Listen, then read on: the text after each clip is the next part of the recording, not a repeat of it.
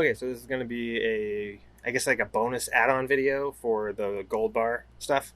If you want to see that, link in the description. Um, there's when I was sending the gold bars that I made them the paint filled bars for the Guillotine Channel. Um, uh, I wanted to send them in a nice presentable case because I thought that would be more satisfying to open.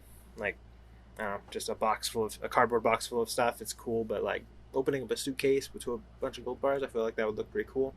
Looks like this. Um, just quick rundown of how I did the suitcase. Wasn't very expensive. The most expensive part I would say was the foam on the inside because I didn't already have foam. If you have access to foam, if you have stuff like leftover packaging, use that instead. But I didn't have anything on me, so I just ordered some off Amazon. It was like probably like $20 for all of it. The suitcase was $7 at a thrift store nearby. I just went into a random thrift store, looked around for any case that was the right size. I wanted to get something more rectangular, but this was good enough. I sanded off a lot of the brown on the outside, primed it. I just masked all the parts that I didn't want to paint, covered the whole thing in white primer. Made a little stencil that was like about a centimeter bigger than their logo. Placed that on, primed that, covered that logo in masking tape, and cut out the actual lines that I wanted to do. I was gonna color in the logo and actually have it be the appropriate colors, but when I pulled off the stencil and it was black and white, I kind of liked the way it looked a lot, so I just left it like that. Yeah, so there's that. It's pretty easy. Black spray paint. I didn't go out and buy some because I already had some from something else, so that adds to the cost. I also already had the primer.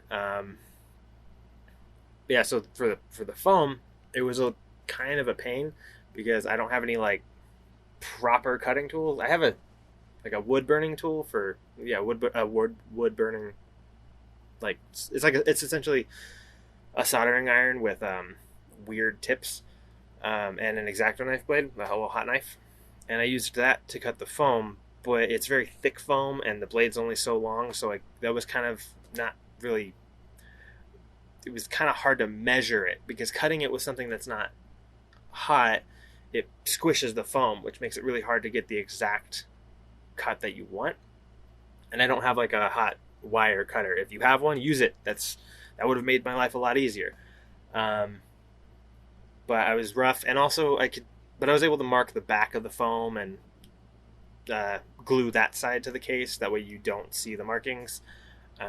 I just put some of the weird like egg crate foam on the top lid because I wanted it to have a little bit of squish. I wanted it actually, like when you close the lid, I wanted the foam to press onto the bars a little bit. I cut out little inserts for each bar, made them a little bit smaller than the bar itself because I wanted the foam to squeeze the bars a little bit.